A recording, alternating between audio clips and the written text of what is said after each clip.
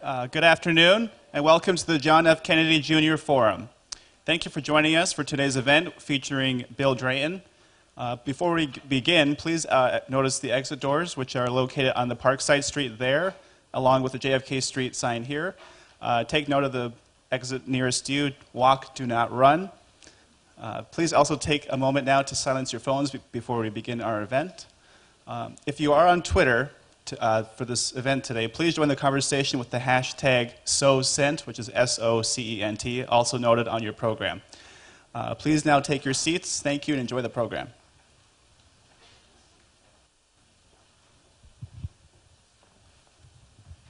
Hello everyone and welcome. My name is Matthew Dela Fuente. I'm an MPA student here at the Harvard Kennedy School, studying social entrepreneurship and public-private partnerships.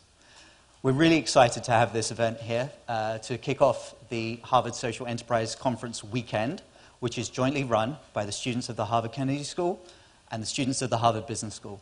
It's one of the most prominent collections of global leaders impacting social change in the world, and we're really excited to be having it here. I'd like to take this opportunity to thank the following institutions and organizations that have helped make this happen. The Institute of Politics at the J.F. Kennedy Jr. Forum, the Masava Rami Center for Business and Government, the Harvard Social Enterprise Lab and iLab, with support from the Business and Government PIC, the Harvard Kennedy School Social Enterprise Club, and the Harvard Kennedy School Impact Investing Club. And now I'd like to introduce my teaching fellow, Dipti Doshi at the Harvard Social Enterprise Lab. Thanks, Matt. Hi, everyone. I'm Deepti. I'm a mid-career student here at HKS. It's my honor to be able to introduce our guests tonight, so if I could welcome you to stage.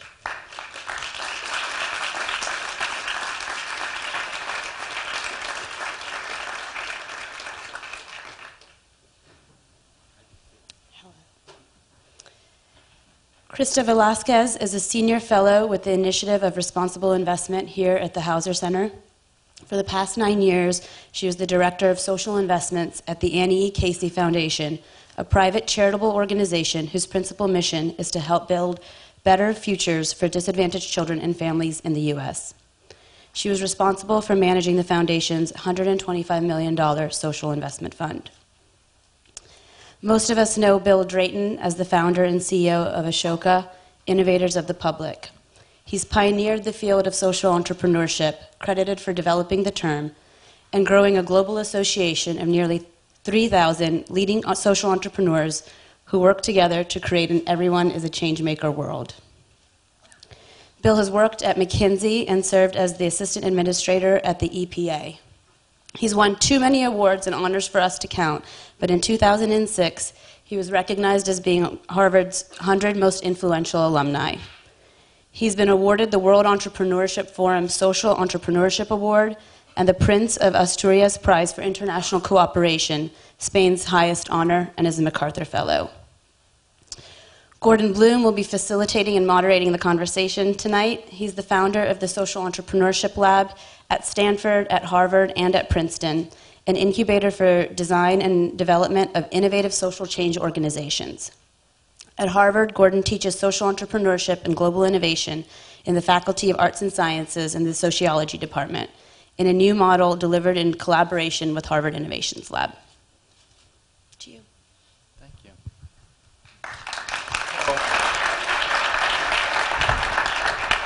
Thank you very much. It's so nice to see the assembled group. If we could cue the next slide there. This is, for me, a 35-year journey. And I've been working together with an amazing group of students at several of the universities that I deeply love, including Harvard, where I was an undergraduate, class of 1982.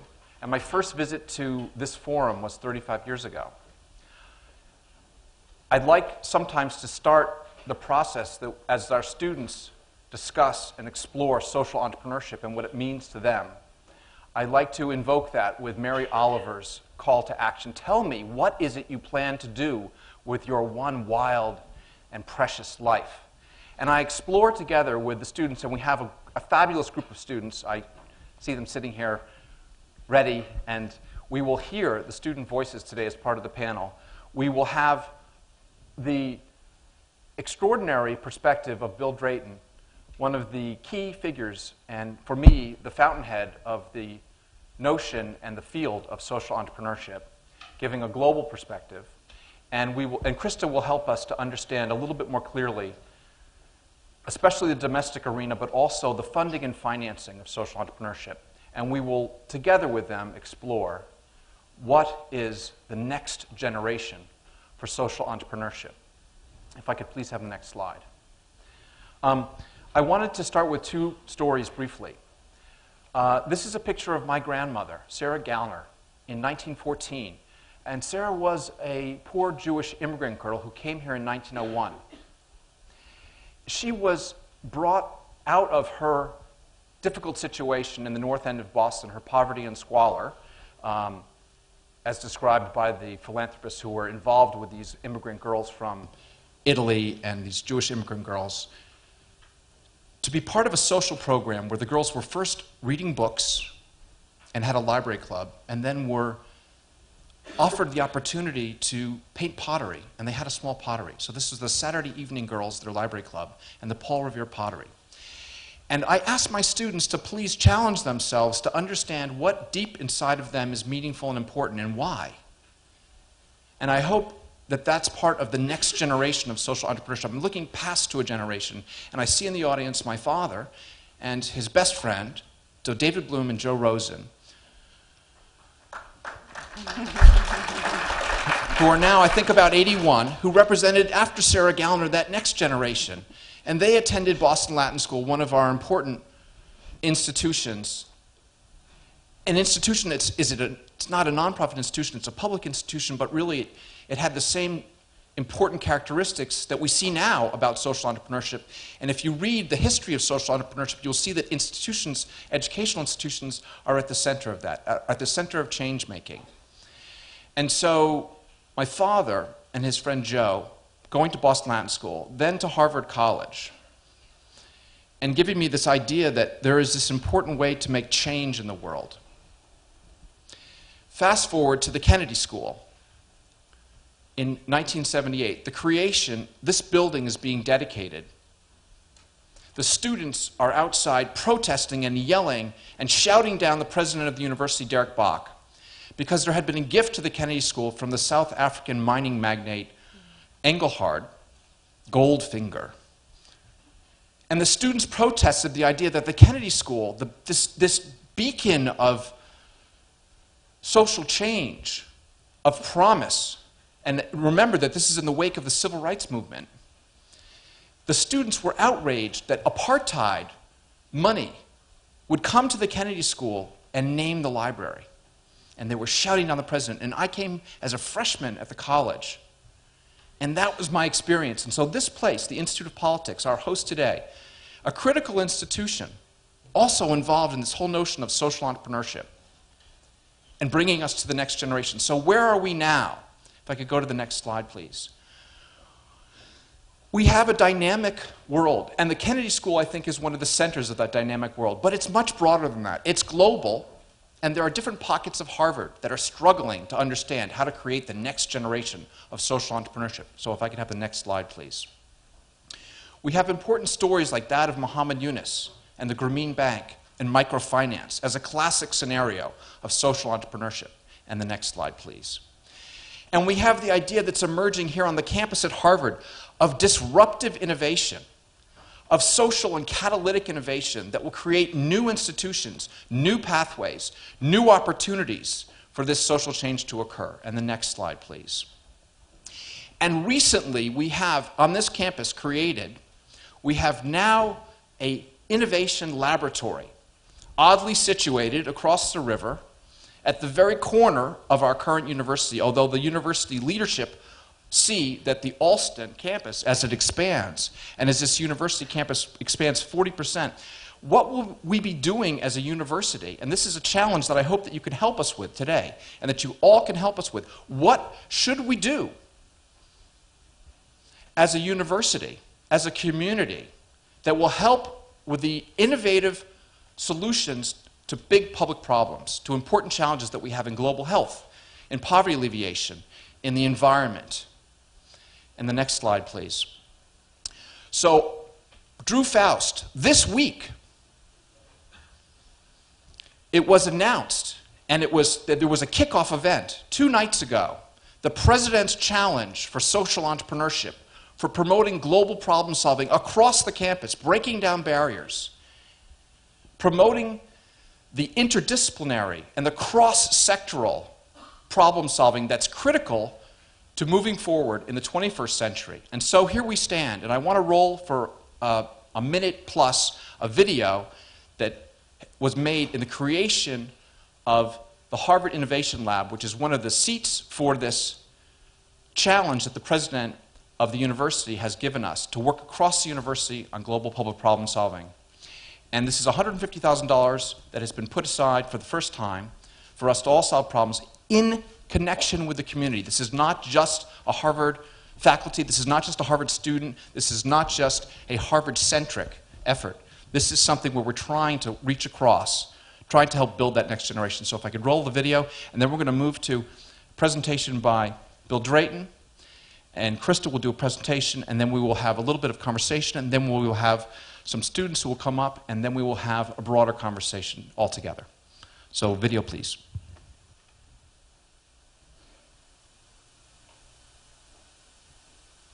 What is innovation? Solutions. Inspiring. Experimental. Free of preconceptions. Configurable. Vibrant. Compelling. Sustainable. Intriguing. Dynamic.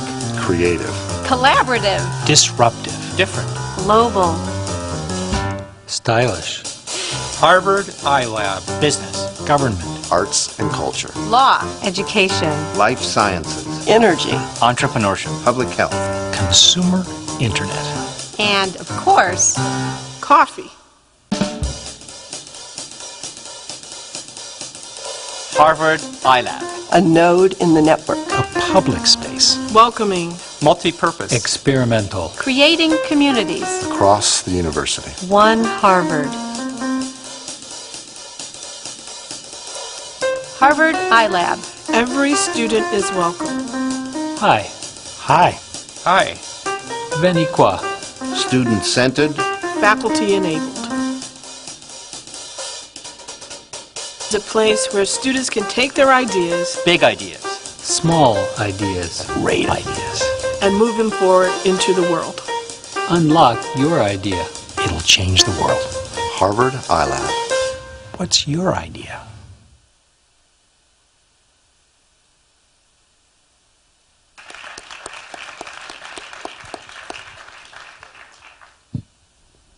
So, Bill, if I could turn to you now and invite you to help us understand your vision for the next generation of social entrepreneurship.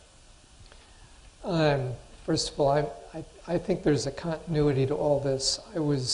I feel like I'm coming home. I was an undergraduate. I taught here a long time ago.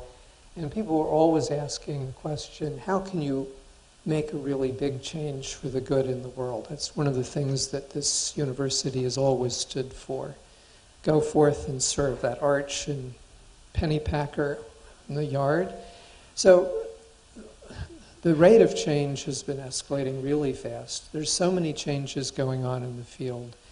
One that's very notable is that when you say the word entrepreneur, what comes to mind? It's one person upsetting everyone around them. Now, imagine how much more powerful it is if the world's entrepreneurs working on a common goal actually work together. Collaborative entrepreneurship. Well, that is now happening. Over the last 5 or 6 years, we've learned how to do that. How to see the pattern, then from that, the new paradigm, then from that, how do you set in motion the big forces way beyond the power of the entrepreneur to actually change the world?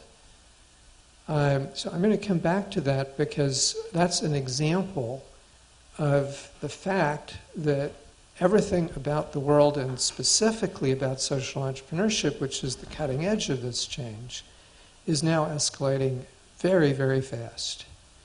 And And whenever you start anything, you've got to ask yourself, what's happening in the strategic environment? And our strategic environment, everyone here, we are living in a moment when the world is going through a tipping process more profound than any that has happened before. And once you understand that, it's so much easier to make sense of all the particulars. So what is this change? Through prehistory and up to now, human society has been organized around repetition. You know, Group A fits with Group B because they both keep doing the same thing and it fits together. And our definition of growing up and of education is designed to serve that world. Learn a body of knowledge and a set of rules, and then the presumption is you just keep applying those and you'll be fine. And we built institutions to fit that world. Think about what an institution is. It's a few people who may or may not think, but they control everyone else. You can use different verbs, but it adds up to the same thing. We've designed those institutions to be more and more efficient, having more and more people fitting together in repetitive dynamics. This is a completely coherent world. Now, the rate of change has been escalating, and as it does, it's undermining that world. Those curves are going up exponentially, faster and faster. That's a fact. The same thing is true of the number of people causing change and the combinations of people causing change. We can't stop that. We don't want to. We're a part of it. But that is a fact, and it means that this world is ending. Now, this is very profound. This is the way how humans have organized ourselves ever since prehistory. But where are we going? We're going to a world of change. Change is the opposite of repetition, but it's equally coherent. Group A bumps Group B when it changes, and B changes, et cetera, et cetera. Well, you need a different set of skills and institutions in this world. Knowledge and rules are not enough. Just take rules. Well, the faster things change, the less rules cover. And if any child doesn't master the skill of empathy, which allows them to observe others, understand others, guide themselves to do good, not harm, they are going to be marginalized. Right, think about organization. Instead of institutions, we're moving to a very fluid team of teams. Now, why is that necessary? Because the world around any group is now changing, and the opportunity to create value is to contribute to change, not to repetition. So the people you're serving, they're constantly changing. You have to constantly be changing. You need a different set of skills and different combinations all the time. So a fluid team of teams. Now, what is a team? Team means everyone's got to be a player. In this world, to be a player, you've got to contribute to change because that's where the value is, increasingly. This is such a profound change. Now, in moving from the world of repetition to change, institutions to teams of teams, a set knowledge and rule set to a very different set of skills, empathy, teamwork, leadership, change-making. This affects everyone here, everyone in the world, every institution, every group. And the social entrepreneurs are completely critical. What are we talking about? We're talking about the systems changing, so you need entrepreneurs. What defines a social entrepreneur? These are the people who are in it for the good of all. They're not in it for their own sake or the shareholders or religious or any other one's point of view, for the good of everyone. That's what defines our field.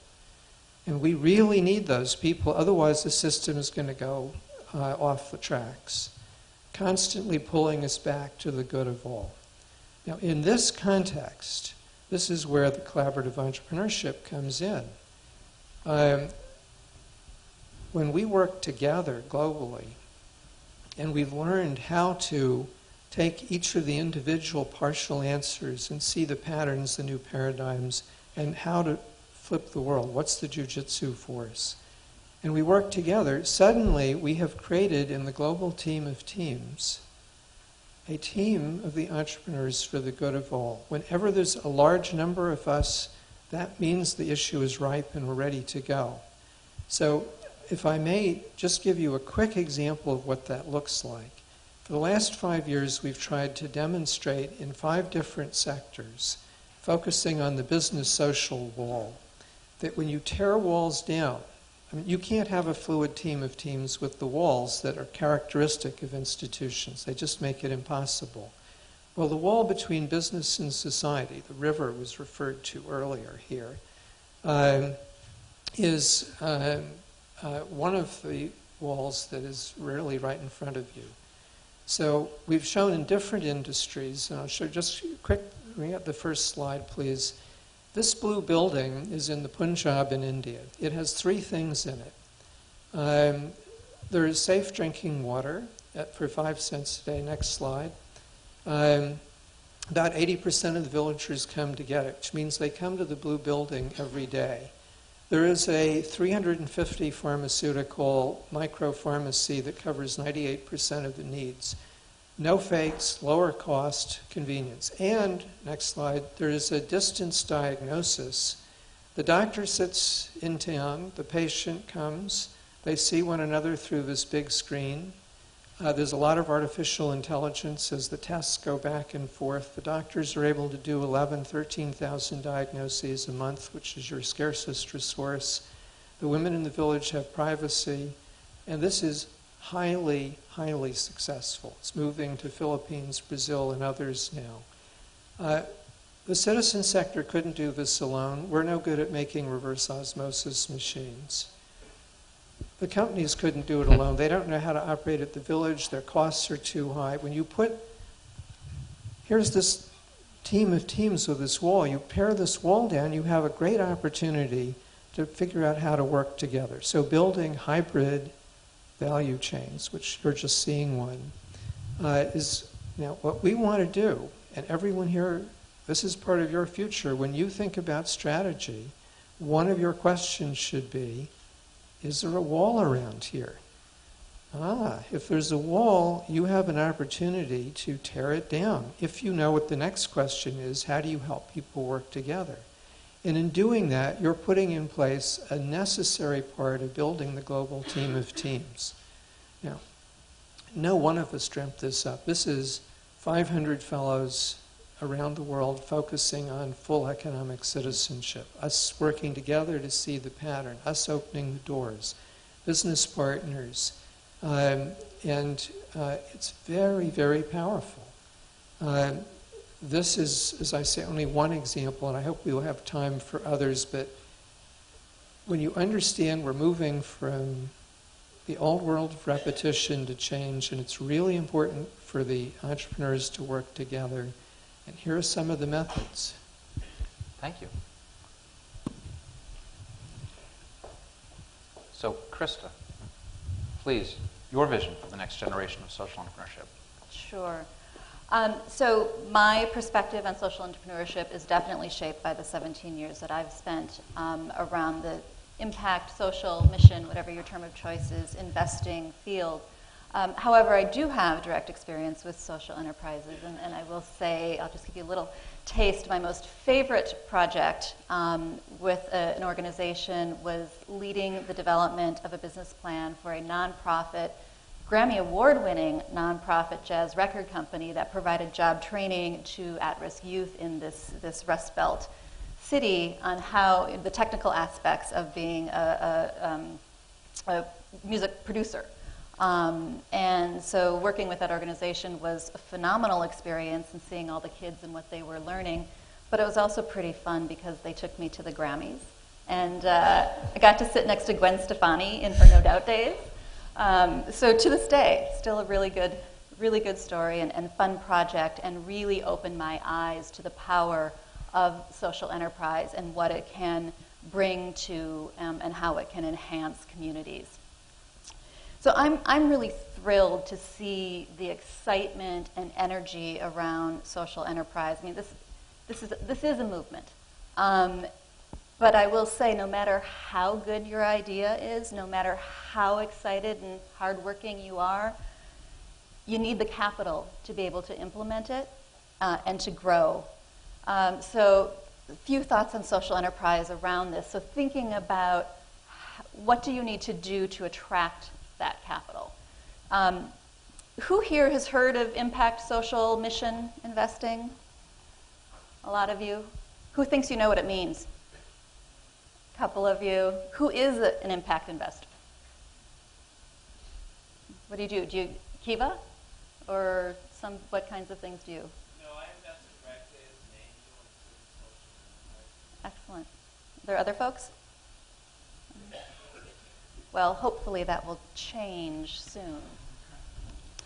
So let me just give you a real quick overview around impact investing, what it is, and unfortunately there aren't a lot of legal definitions, so I can just tell you what I see it is, and then talk a little bit about the different kinds of capital and different kinds of investors before really getting to kind of what the list of what I think that the next gen social entrepreneurs should be thinking about and the capacities and the abilities that they should be developing. First slide, next slide. So thinking about social impact mission, I say social, a lot of folks say impact. It's kind of this umbrella term to mean, of course, incorporating social and environmental criteria into your financial investment decision making. We do see different activities underneath that, so you'll see here the screening or shareholder activism. That would be either screening out companies that you think are engaging in practices that you don't support or believe in, or trying to screen and find the best of class in issues and areas that you care about, be it environmental or diversity. And in fact, the anti-apartheid movement was really one of the first big socially responsible investing efforts, or not investing, as the case may be in South Africa. Some people consider this impact investing. Some folks will say, you know, it's not really proactive. I'm not sure what kind of impact I'm really going to get by investing in public companies. But we do see lots.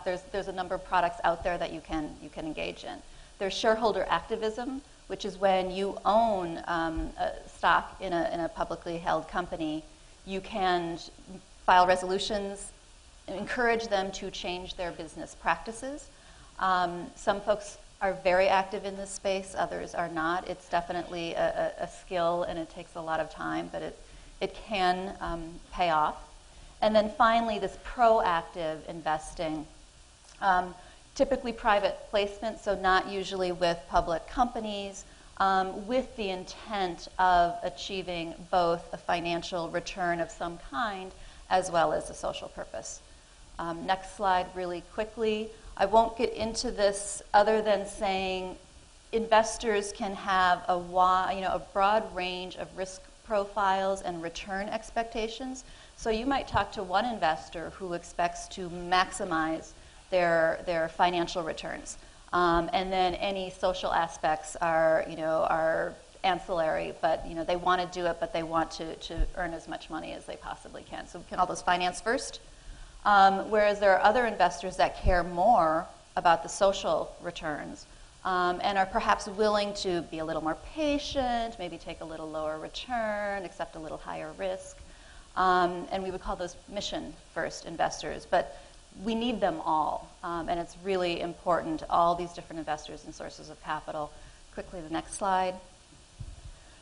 This, for folks who are familiar with impact investing, is a really important graphic for us. This is simply saying impact investing can be made across all asset classes. It isn't, a lot of folks sometimes think it's just low cost or 0% loans.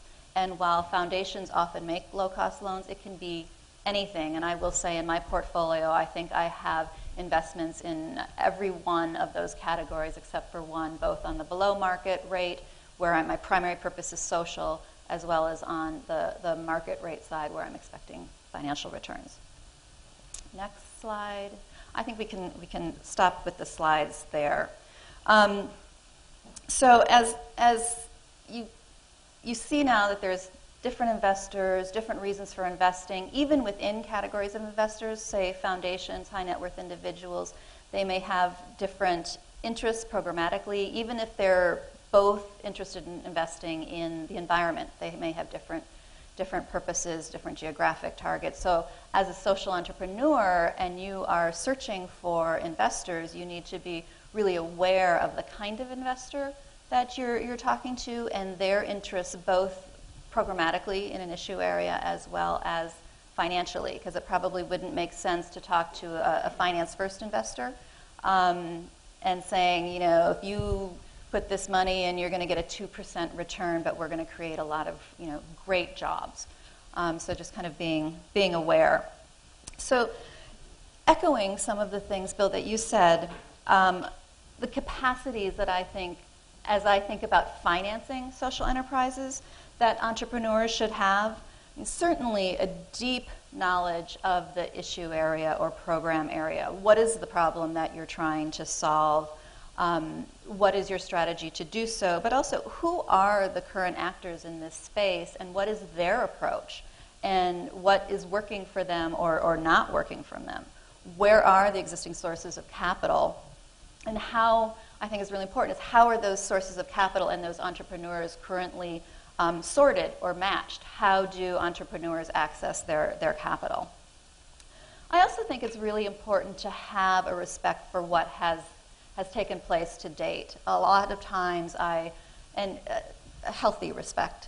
A lot of times I run into folks who say, oh, you know, those organizations, that company, they've been doing this forever and they've never achieved anything, and so we're going to come in and show them how to do it. It's like, well, hopefully, but you know, let's learn from what they've done. Let's not make the same mistakes. Let's build off of the things that have worked for them. This issue of being able to communicate across sectors and translate language, I think, is really, really important. It's something I learn every day how important it is. This willingness and ability to partner across sectors with a wide variety of partners, public agencies, companies, nonprofits. Folks that you probably think you would never want to partner with might end up being the most important partner in one of your companies or one of your projects. Capacity to implement, again, good idea isn't enough. You have to be able to carry it out. And I think increasingly we're seeing, even in the non-social arena, that investors want to see something more than just the idea. They want you to have staff. They want you to actually be doing what you say that you're going to do. As a social entrepreneur, I think it's really important that you're explicit about the social goals that you're trying to achieve, those outcomes. What does success mean to you? What is the data that you're going to collect, and how are you going to collect it? And then what are you going to report to your various constituencies, be they investors, partners, et cetera? And then understanding your capital needs. So not just how much money do I need for my first year or my first 2 years until I become break even or profitable, but what kind of capital do you need? Equity, and that depends on if you're a for-profit or a nonprofit. Nonprofit equity, do you need grant subsidy to get you going at the beginning? Can you support debt? And if so, at what terms? Because you might have someone who's willing to lend to you, but they want 8%, and your deal can only support 2%. So making sure that you're really clear about what you need and not being forced to accept terms that wouldn't allow you to achieve your goals. Excellent. Okay. Yeah. Excellent. So, Noelia, if we can have the traveling mic. Well, now you have a treat, because I'm going to invite Tai Sunanan up, who is part of an extraordinary team of students who are working together in the Innovation Lab to create an environment where we can take an idea and develop an idea. So you're now going to see some examples of the ideas that are being developed. These are works in progress. The students are sharing them with you at an early stage. So you're invited to be helpful and constructive, and you're invited to come up and speak with them afterwards if you have ideas to share with them as well. So I'd like to invite some of the students from the various projects in the Social Entrepreneurship and Global Innovation course, which is this collaboration between the Faculty of Arts and Sciences, the Sociology Department, and the Harvard Innovation Lab, and welcome to the students. Good evening, everyone. My name is... Thank you. Please, standing ovation. No. Good evening, everyone. My name is Tai Esteban Sunan, and I've had the pleasure of working with Gordon Bloom for a number of years. MPP alum, 2008. Currently an advanced doctoral student at the Graduate School of Education, creating a conceptual framework for the field of social entrepreneurship. It brings me great pleasure to introduce the 7 teams who will be each giving you a 1-minute pitch with 1 slide. And before I announce the teams, I will just say, students of Social 159, take note of the gentleman who raised his hand and said that he was an angel investor. We'll be coming to talk to you afterwards, sir, and for all the other people who raised their hands. So without further ado, I'm going to introduce the first team, and they're going to hand it off to the next team, We've got 7 teams coming up. Change for Water.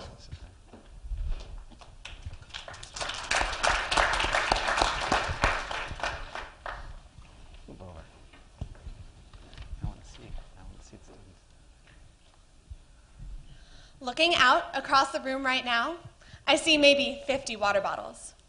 Almost 1 out of every 5 people worldwide cannot just take a sip of water because they lack access to it. Their water need affects their health, sanitation, and means of social productivity, as women and children must spend their days transporting water from house to source and back.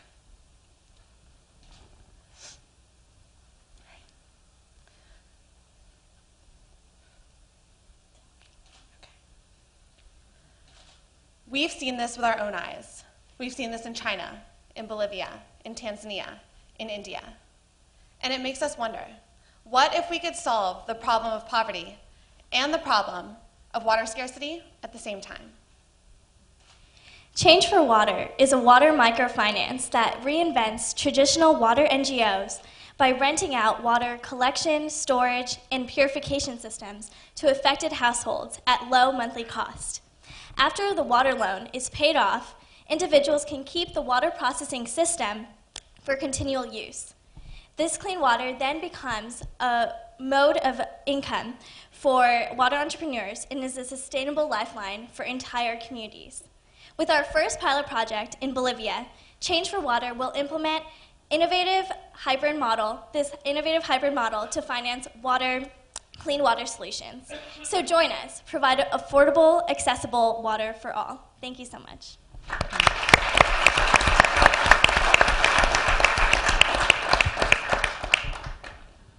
Good afternoon. My name is Ian Merrifield, and I'm a government concentrator in Cabot House. My name is Loyal Egan, and I'm a government concentrator in Quincy House. So a couple months back, I was walking back to the quad from class in the yard, and I saw a gentleman standing at the corner of Mass Ave and Garden Street asking for money from the people who were driving by in their cars. And he was missing his right leg, and he had a sign that said that he was homeless and that he was a Vietnam veteran. And it wasn't as if that was the first time I had ever learned that there were homeless veterans, but there was something about that moment that really stuck with me, and that was the genesis of Team Homecoming. Every night, approximately 70,000 veterans go to sleep on the streets of the nation they risk their lives to defend. A third of our nation's chronically homeless have served in the armed forces. This is unconscionable. Our mission is to end veteran homelessness by providing veterans with job training and a pathway to entrepreneurship, coupled with holistic support services to offer them the warm and supportive welcome home in honor of their service to our country. Here's the opportunity that we see. Today, the military spends millions of dollars contracting out food service to large corporations such as Aramark and Sodexo that have no connection to the military community. Team Homecoming's multi-stage growth plan seeks to ultimately replace these contracts. We will provide job training and opportunities for advancement, coupled with an agile, efficient, and effective service provision model, reinvesting military food service dollars into the veteran community. We believe that our veterans should be welcomed home, and we take it as our mission to do just that. Thank you very much.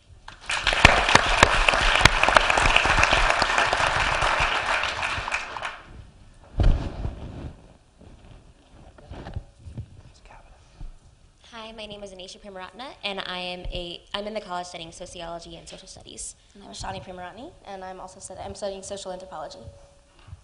My name's Chip Hanato. I'm studying economics. We are Grow Lanka, and Anisha and Ashani will be giving the pitch. Sri Lankan mountainside. He's following us. The little boy running behind our car with cabbage in his hands couldn't have been more than 5 years old. The question is, why was a child selling vegetables on a roadside? In Sri Lanka, 90% of the poor are smallholder farmers who simply cannot afford to transport their produce to market, because in the process, nearly 40% of it goes bad. Why? Because of poor packaging. Consequently, farmers only sell 60% of what they could if they were able to sell all of their produce. And so, that's how a farmer's child ends up on the side of a road. It becomes more profitable to sell their vegetables there than to try to transport it. We aim to give Sri Lanka's farmers access to more profitable markets by eliminating waste during transport. Our solution is a collapsible crate that has already been proven to reduce food wastage during the food transportation process. But farmers can't afford these crates, so we at Grow Lanka will work with major food suppliers in the country, like Cargill Ceylon, to provide these crates to farmers under the agreement that if they do increase their profits by 20% or more, they will pay us back, so that we in turn can invest in more farmers just like them. You see, we envision our Sri Lanka to be a place where that little boy isn't running behind our car, but chasing after his dreams. So help us to give Sri Lanka's poorest a fresh start. Thank you.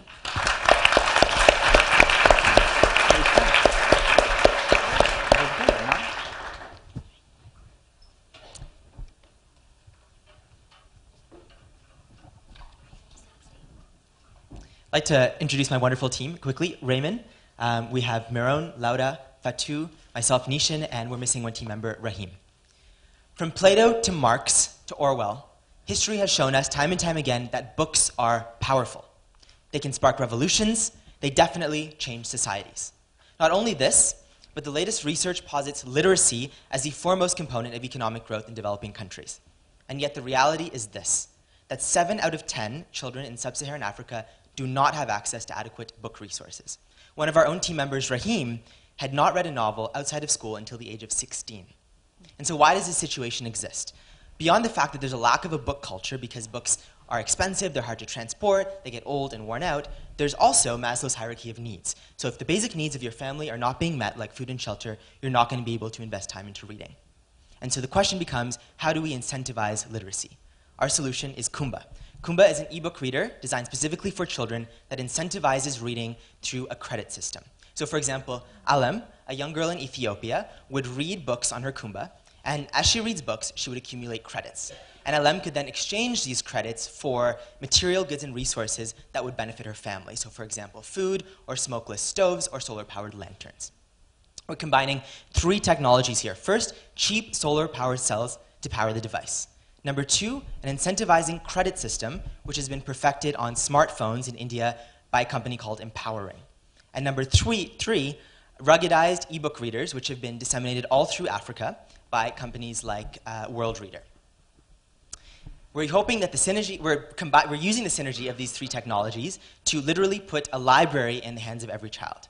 We're not only giving incentives for parents to encourage their children to read, but we're also empowering each child by giving them access to the knowledge, the inspiration, and the guidance that comes with books to become change agents in their own societies. When you think of Kumba, think of solar-powered literacy for the entire world. Thank you so much.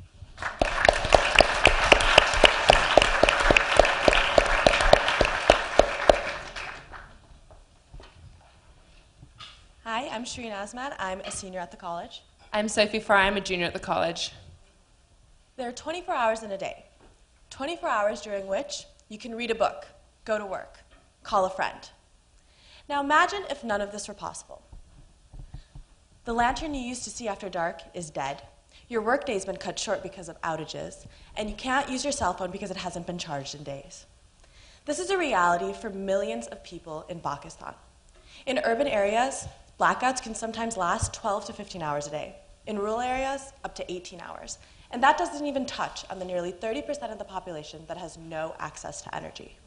We can have an impact.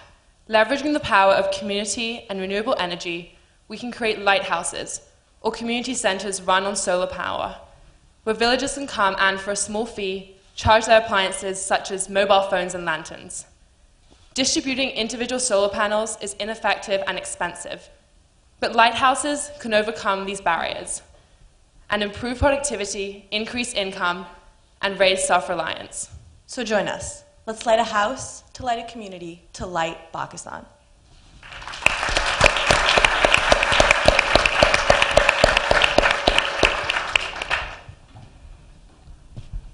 Hi, my name is Georgia McGilvery. I'm a senior at the college.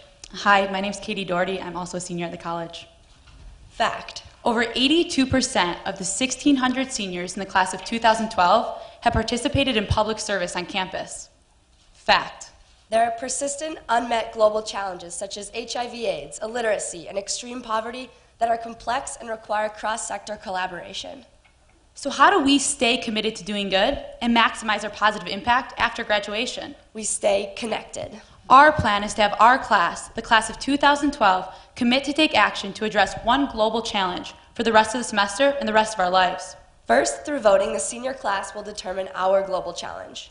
Then we're going to create a website to enable our classmates to connect and to collaborate, to bring together the opportunities that we've been given at Harvard and our unique skill sets from our individual career paths to more effectively address our chosen cause.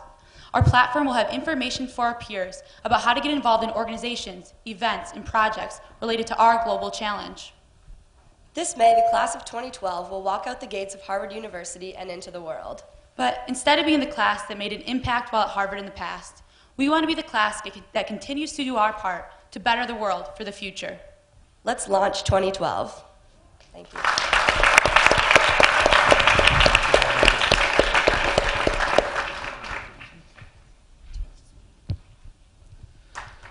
Good afternoon. My name is Bender Shawaf. I'm a student at the Graduate School of Arts and Sciences.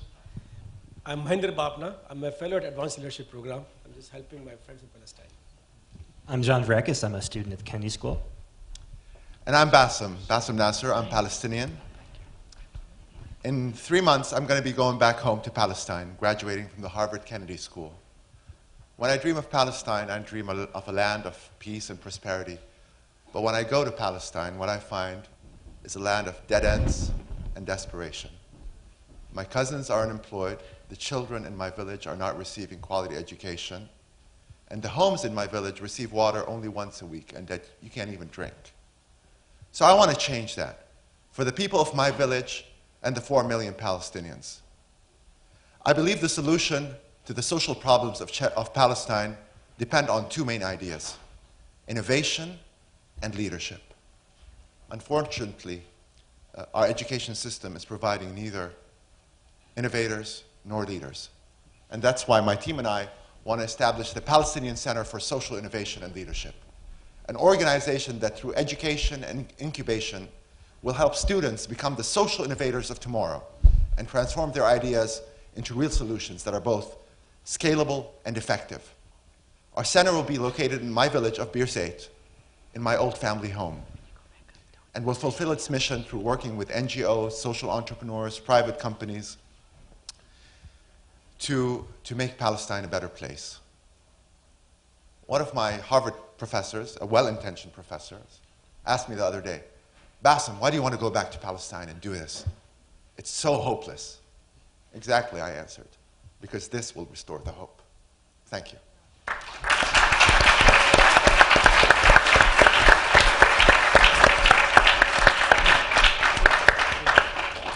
Thank you, thank you. Wonderful. So, you know, for 35 years, the tradition in this forum is to be a place of open conversation. So I think this is the moment for us to try to open it up to your questions. And I also hope as part of what we do that we might get a personal story or two from both of you. I know that, for instance, the Ashoka table, which was the progenitor to Ashoka and now the 3,000 fellows around the world, was actually a Harvard College idea. Perhaps even conceived in Lowell House, I'm not sure, but maybe Bill will tell us.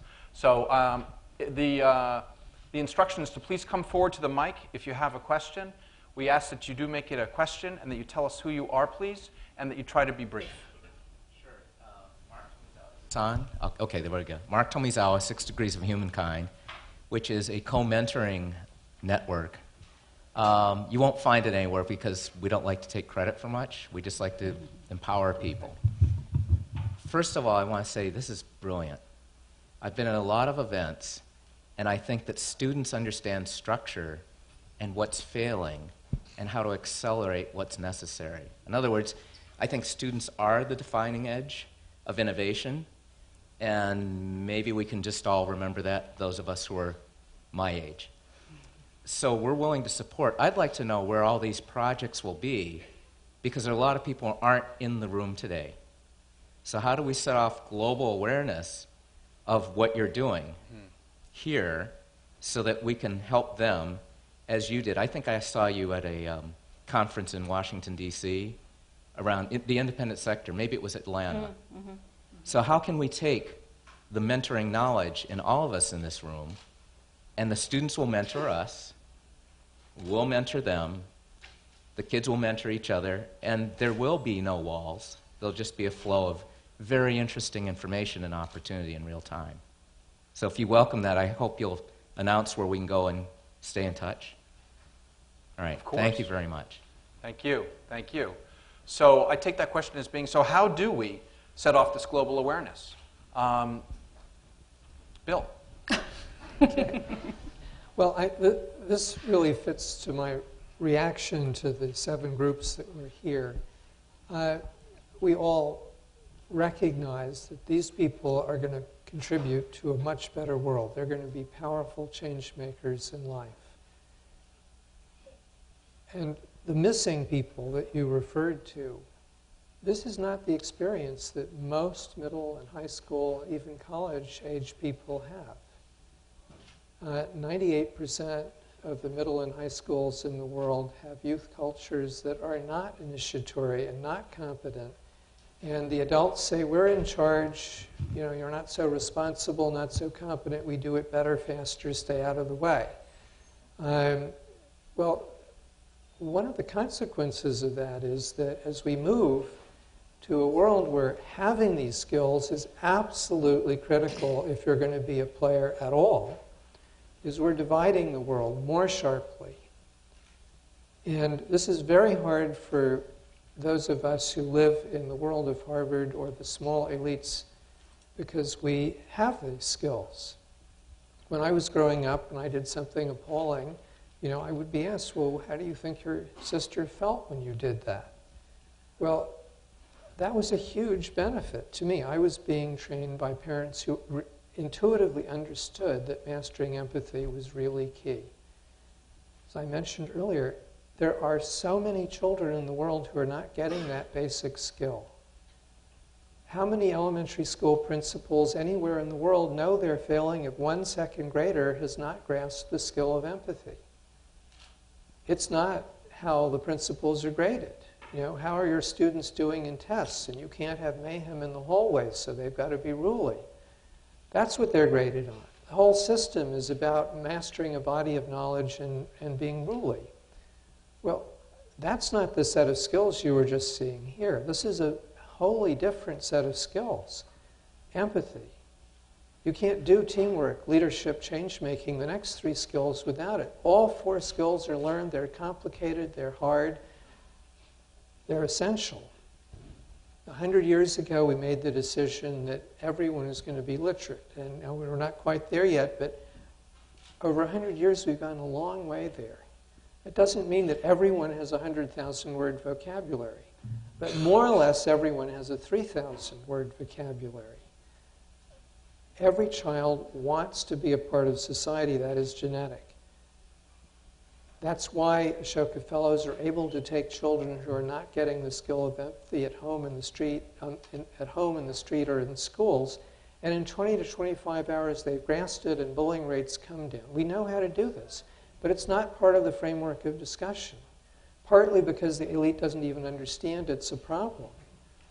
But it is, and this is part of the awareness of this historic change.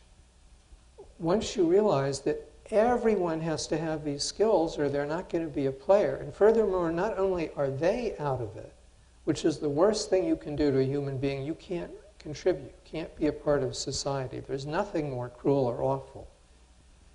But the whole society, what's the key factor for success now? It's what proportion of your people are change makers, at what level, and how well do they work together? And how open are they to the ideas of the world? That's a different measure of success. And if America or India or Sri Lanka or any other country doesn't make this transition with this generation of young people, it's going to be Detroit, not in 50 years, but in 10 or 15 years. You can't be an everyone a change maker society if you don't have a population with the skills to be change makers. And so, on the one hand, I'm moved by, these are stories of people who care about something. They care about something beyond them, and they're developing the skills. Of course they're going to be huge contributors. But are they going to be part of the 1% or the 100%? And we get to make that choice, and if we don't, we're in big trouble. Christa? This issue of advocacy and outreach is something that's really important. I spent a lot of my time while I was at the Casey Foundation working on that, and in fact, that is the focus of my fellowship while I'm here at the Initiative for Responsible Investment. What I've been focusing on is building the infrastructure, helping to create those places where we can come together. So, for example, one of the things I'm working on now is the integration of two kind of support organizations, the PRI Makers Network, which serves primarily foundations, making concessionary rate investments, and the More for Mission campaign, which is a CEO-level campaign of foundations and other institutional investors committing to incorporate social and environmental criteria into their investing. And so we now have the Mission Investing Exchange, which is the new merged entity. There's also places like the Global Impact Investing Network. That is a place where investors and investment seekers can learn from each other and work together. So we're increasingly seeing specific places and organizations created for this mentoring and learning and sharing from each other. I'm going to add a little something to that, which is, in addition to those two aspects of the answer, and especially the human and the skills piece of it, I'm always impressed by the way that technology and the networked world is making a revolution in the way that we're able to act and behave globally. And so, I see that as being part driven by the imperative of collaboration and the availability of social media. So that, and also the movement towards being less of a proprietary world and more of an open source world. So I think that's sort of one of the drivers and enablers. I'm going to come over here, and I believe we have two mics up top as well, if there are people that are sort of on the sky deck there that want to ask a question. I invite you. Sir. Hi, my name is Chike Agu, and I am a joint Harvard-Wharton degree candidate here. And it's kind of a two-part question. So for the social entrepreneurs who are in the audience, can you talk about the choice between making your social enterprise a nonprofit versus a for-profit enterprise, and kind of what should go into that? And then for those of us who are in the audience hoping one day to perhaps be impact investors, can you talk about how you look at ventures, look at investments, and kind of what is kind of your checklist for kind of where you might put $1 of capital? Where would you like to direct that? I guess perhaps the first to Bill and the second to Christa. Okay. The difference between profit and for-profit is a historical accident. Basically, around 1700, business did something extraordinarily radical. And they took a giant step in the everyone a change maker direction. They said, anyone with a better idea, and you implement it, we're going to make you happy and rich and respected, and we're going to copy you. And that set in motion dramatic forces. Is very powerful. So Rome to 1700, no growth in per capita income in the West. Then in the next 3 centuries, 20, 200, and 740%. The citizen half of the world didn't participate in that until around 1980. We set up Ashoka in 1980 precisely for that reason. We thought that the historical moment had come. Why didn't it? Because the government was the funder. Government has structured itself as a monopoly. Monopolies can't stand competition. The funders said no competition. And so we fell behind for 3 centuries. And that's why you have this distinction. You have different legal structures and different financial, all of which are obsolete and crazy. And it's going away. So I was referring in the example of collaborative entrepreneurship, the single most common things that social entrepreneurs in the full economic citizen group, about 500, does is they tear down the wall between business and society. Every time you do that, you get this gigantic explosion of productivity. And what's coming out the other end is a hybrid, business and social. You have a business system trying to provide housing, for example, and a social system. And both of them are failing frequently. So I'm going to be very concrete. In India, there are 24.7 million missing housing units for informal sector workers in the cities. That's not a small number. So you buy vegetables, you sell, you make a profit, it's routine every day, you work hard, but you don't have a pay stub, and you come from the wrong group of people in the wrong neighborhood, and so business can't deal with you, and the housing finance people can't deal with you, so they are out. Okay, you now have a large citizen sector, and they understand you, and there's trust, and the costs are much lower, but they're lousy at real estate development. And because we have this crazy financial system, it's hard for them to get access to capital. So both sides fail. Now, you tear down that wall, which we've done over the last couple of years, and what happens? You take the citizen groups who are really good at working at the grassroots level, and they get people to come, and they structure the thing, and they make judgments, and all the way through. They're good at that, and they get paid for that. The builders build, the financiers finance. In the first 14 months, we have 15,000 units completed or under construction, $120 million of private finance. Now, you do the math. I'm sure all of you are good at this. You have 15,000 units, 120 million. You translate that to 24.7 million. You get $340 billion market failure that is now being fixed. And that's before the 700 million people that are going to come in from the countryside come, and before you think of other countries. Now, think about the implications of this. In terms of the finance for the citizen sector, 20 to 30% of $340 billion is sort of a lot of money. It's more than we're getting from all the foundations and all those people put together, multiplied many, many times over. And this is only just in housing. Think about irrigation. So when you tear down the wall between business and society, an example of the broader pattern of tearing down the walls, opening up this fluid team of teams, you get these amazing results. It changes the pattern. That's what entrepreneurs are about, changing the pattern. And tearing down this stupid historical wall is one of the things we've got to do, but it's not the only wall. So over to you for the second half. So what do I look for as an investor in enterprises? First of all, I would say it depends on what kind of capital I'm investing. If I am responsible for getting that capital back as part of the foundation's endowment, I would have different criteria than if I'm investing grant or programmatic capital. That is less important. But certainly, working with our program officers, we kind of just gave them a really short little checklist. The first one was, does this meet your programmatic interests? And how does this further your grant-making strategies and goals? So that one is, I would hope, pretty easy for folks to decide whether or not it's going to hit your programmatic sweet spot.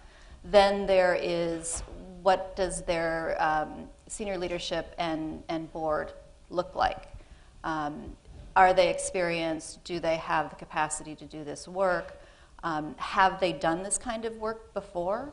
And then we kind of get into what we call the bullseye of believability. It's like, yes, they have done this work exactly like they're proposing, or, well, they haven't done this work, but someone else has done something like this. And then kind of further out, well, someone somewhere has done something kind of sort of like this. So kind of where do we think they are on their ability to implement their goal?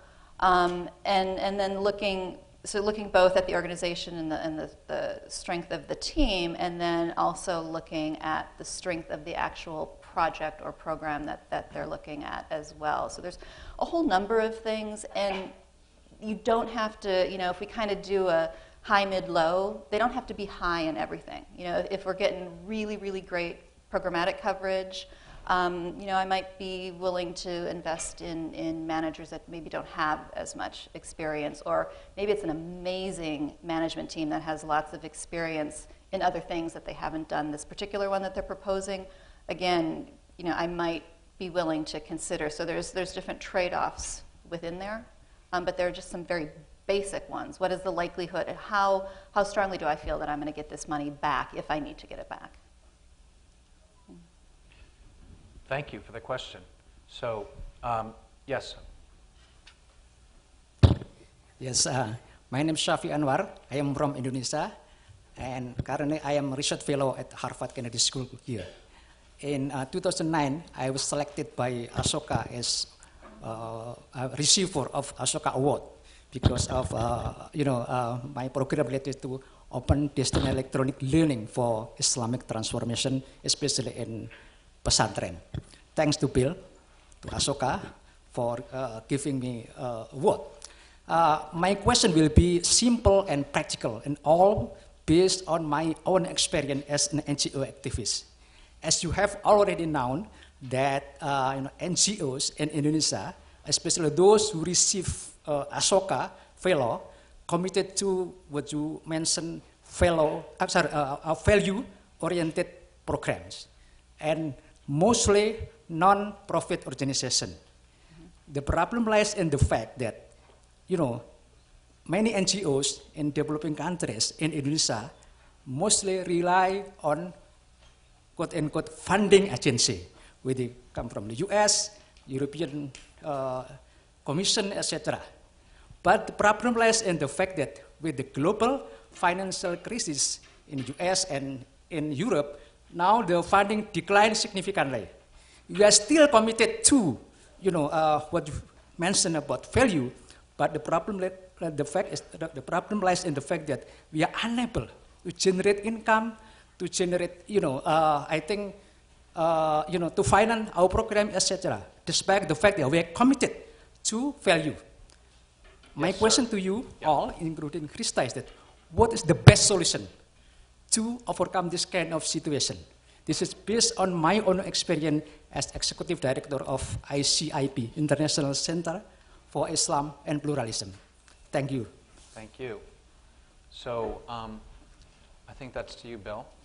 And the cycles of the economy sometimes create a scarcity of this type of funding, especially if it's based in the United States and Europe. And what is the solution for global entrepreneurs? This is really a continuation of the conversation we were just having in part. The current financial base of funding, of institutional funding for the citizen sector is appalling. Government agencies and foundations have no institutional structural reason to listen to the clients. There are exceptions. But no, I agree with you. But it's a structural problem. They listen to one another, and they're nervous around people outside. And so you have a whole sector that doesn't hear its clients. And the faster the world changes, the less they're able to adapt. So I think it's a fundamental structural flaw. Government is better because it has a nervous system. The problem is that it's frequently connecting to the wrong people. And in development, it connects to the contractors in the Beltway in Washington and not to the people in Indonesia or Bali. So that's a structural problem. Now, how do you solve it? That's what entrepreneurs are for. And we're seeing this is a structural problem, and so you need entrepreneurs to fix structural problems. We are seeing a wonderful wave of social entrepreneurs in social finance, all parts of it. And we think of it as two parts because the financial needs of a citizen sector organization is very similar to business. You've got the stage where people are doing it themselves, the garage. Then there's a period of vulnerability when they're trying to prototype it, develop it, begin to build the org. Eventually, it has to have its own long-term base. So the majority of income in this country for the sector is fee-for-service, about 53%.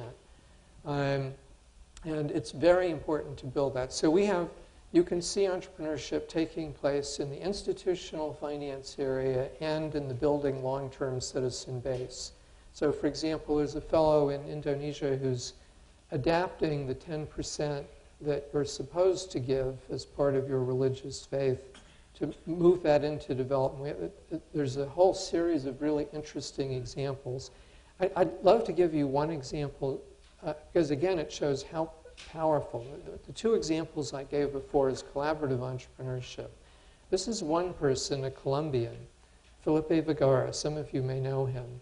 And he looked at the way we finance education around the world and said, this is crazy. The government has money, sort of, they have a budget, and then they have no idea how much should go to what level and type of education. There's no market clearing mechanism. And they put a very low price on it. So you have too few places which people really value, and then you underprice it. So what happens? You can tell me. It's an invitation for systematic application of influence, aka corruption. And every young person knows that because it surrounds them. There's a family that I stay with in Mumbai. The father and the family founded 7 law colleges. And every 5th or 6th dinner, I see this thing happen. Someone comes and, do you know my niece? Yes, lovely girl. Don't you think she'd be a good lawyer? Oh, yes, why don't you have her come and see me? And then, it's all done, and then there's a little favor owed back. That's done politely and nicely, but it's corrupt. And the system is causing it. Now, there are many other problems with this system. It is so crazy. Now, everyone here, if you had said, I see this problem, how am I going to solve it? I bet you, if you had one of Gordon's groups, you would have figured it out in about 5 minutes to maybe an hour or 2. So here's his idea. You create human capital, for-profit funds, and you can invest in 10,000 Peruvian undergraduates. There's a fund for Mexican students with disability. You have no idea how much any one of them is going to earn, but you have a very good idea how much they're going to earn as a group and when the income is going to come. And if anything, because you intervene, the pattern is going to get better. So you say, fine. You want to go to college? We will invest in you. And the deal is that you give us nothing if you're ill, 2 or 3% of a low income if you're doing a service job, up to 15% of a big income if you're doing really well. It's designed for 20 or 30% return. That return will be driven down once it's proven and people are less afraid that it may get lost somewhere in litigation. Now, you think about this. This cuts the legs off the corruption system because there's no longer a capital shortage, and the capital is going to the right places, because if it's put in the wrong places, the return on those investments goes down. And the funds have every interest in helping the parents and students understand which places are good and which aren't. I mean, everything about this system is better. And this is billions and billions of dollars. And here you go, the boundary between business and society goes away. These are really good investments. So that's what one entrepreneur can do. Anyone here could do that. And please do, sorry. I'm going to go up again to the Sky Deck. And I'm also going to invite, if people have questions for any of our presenters, you're welcome to address them that way as well. Thank you. My name is Nazanin. I'm an MPAIT student here. I'm from Iran, and I was involved in projects to teaching women with ideas to start their own businesses more in poor regions in Iran. So I know how it started with so much passion and hope to the future to start something, as I said in your pitch presentation. Amazing. Now I want to bring your point of view to 5 years later. Some of these initiatives or NGOs may exist or not. Whatever happens, it will be a great learning opportunity indeed. And this is my question. What's your plan or contribution to learning from past failures or successes in places such as iLab, or maybe in a more general level? As I said, for next generation of social entrepreneurs. Seems like Thank that's you. for you. Yeah. So, well, honestly, I've been struggling with this model because I found enormous resistance in universities to doing what we're doing. And so there's a complicated answer, but I don't think we have really the time to allow that to happen. The short answer is you create disruptive innovation. And that can happen from the students, a very powerful force. It can happen externally from the funders, which now is a global arena. And it can also happen occasionally because you have a charismatic leader. And I think that the moment of the creation of the President's Challenge and the Harvard Innovation Lab is partly that last case. And then you need a way for people to be able to connect, which, again, this technology environment and social media are really helping to happen. And then it can progress not just for a university environment, which is a fairly, Harvard especially, a fairly innovation-phobic environment, but it can also start to migrate into the types of change you're seeing in places like Occupy Wall Street and the Arab Spring. So it's really, it translates across. But you need to be able to influence that disruptive innovation. Could I add just quickly that when you look at the Ashoka Fellows, 97 or 98% consistently year after year, at year 5, are working full-time pursuing their vision. The resources are there if you have a really good idea and you are seriously pursuing it. The community of change makers and social entrepreneurs is really interested in learning. We need to build the alliance with the universities and other bodies of society. But this is, if this is a little hint, changemakers.com, Synapse Central for change making is designed in part to create that community. All right, we have time for just a couple more, but sir. Hi, I'm Charles Strohmeyer. I used to work at Harvard and I advise social entrepreneurs, including Sanergy, which recently won the first Katerva Award, the world's highest environmental prize. My question is for Bill. A recent book that's very well written argues that a new sector will have a huge impact on the developing world, and this sector is called open, collaborative, or networked science. And the leading startup in this field is called ResearchGate, and 2 days ago it was announced they got more VC funding. But no one has talked yet about how they'll actually make money or commercialize what they're doing. Have you thought about how collaborative entrepreneurship can combine with open collaborative science to commercialize some of these new innovations, especially for the developing world? Yes, it's really important. We actually have a whole class of fellows and youth venturers focused on invention specifically. And so developing methodologies to do this is really important. It's just changemakers.com was started as an open source social problem solving. And you'll see some of those areas have invention as a part of it. There's a fellow right here in the Boston area who is looking at the problem of the current paradigm we have is that you do research and you don't let anyone have a clue what you're doing until you've got it published, which is extremely inefficient. And he has a new model that seems to work that allows people to collaborate from the beginning and be recognized for what they've done. So it's changing, again, the framework. And your finger is right on a key lever. And again, this is something that the social entrepreneurs are working on, we're working on, and we really need the universities to be a part of it. Thank you. So come here. We're saying hi to Jane Nelson.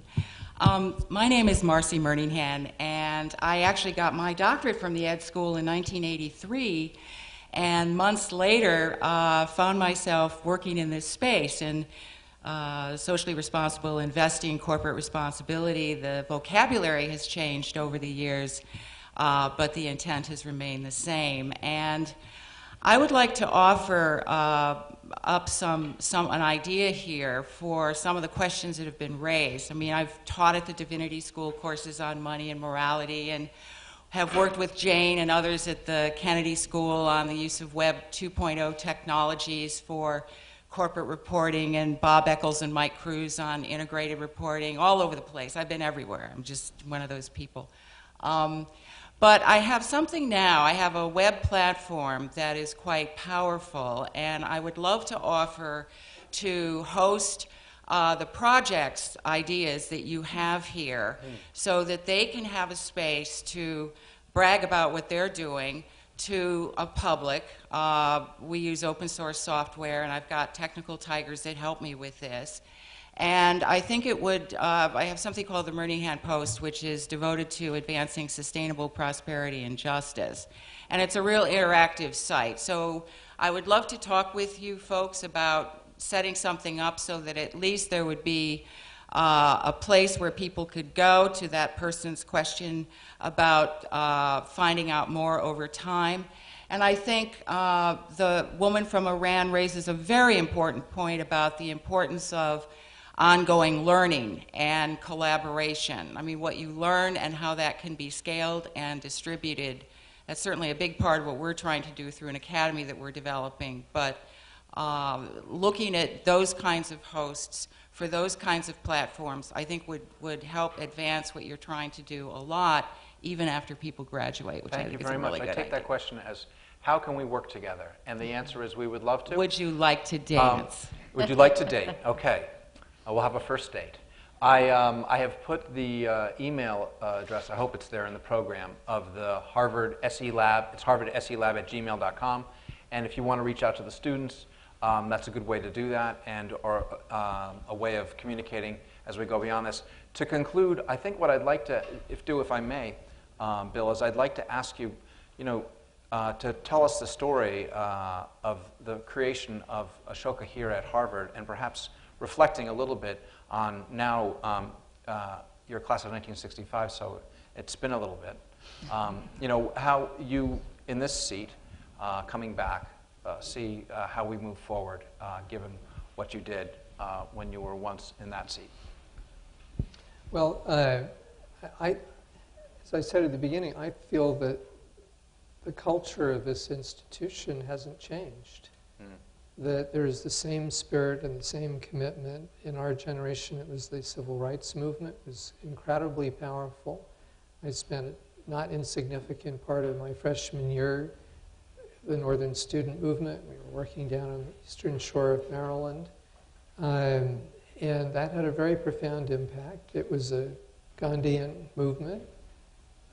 So the Ashoka table, which was based in the Lowell House private dining room most of the time, met once or twice a week. We would invite the Commissioner of Sanitation, the Archbishop, Mayor Dela, for off-the-record serious conversations about how you do things. Notice it's a key entrepreneur question.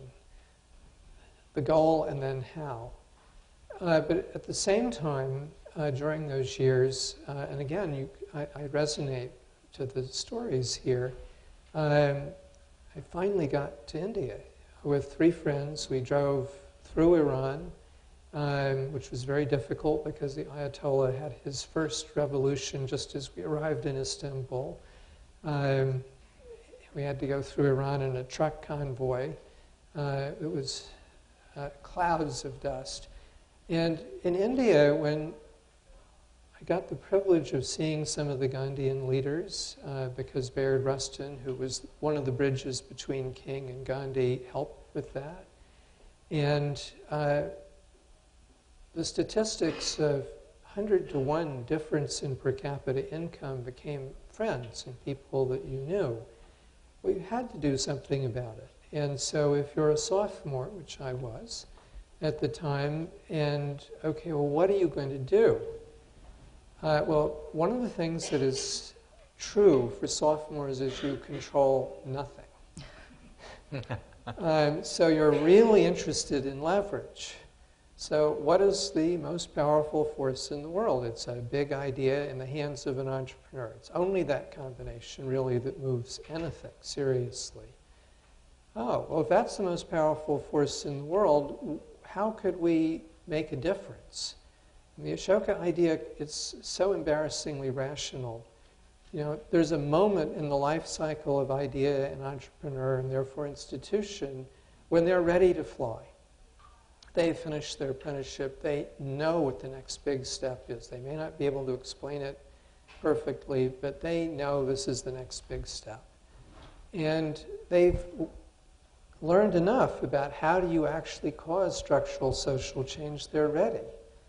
And they judge that the moment is ripe. And if we make the same judgment, a very small investment, the stipend to support someone, takes an average of 3 years, sometimes more, sometimes less, to take an idea and prototype it and refine it and then begin to build an institution and deal with all the regulatory stuff and begin to figure out how you're going to explain it to others and change the world with it.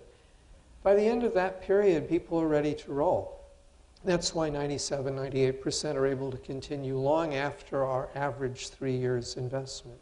So this was all clear by the time, you know, I was right here at this college, and I feel very at home here, actually. But as I said, I think we have a responsibility, just as we did during the civil rights, and you can see the concern about the little boy with the cabbages. We've got to make sure that everyone not only has the physical things, but everyone. And we've got to remove the invisible footnote, oh, not those people. Everybody has to be a change maker, and we have to make sure that everyone has the human skills to do that. And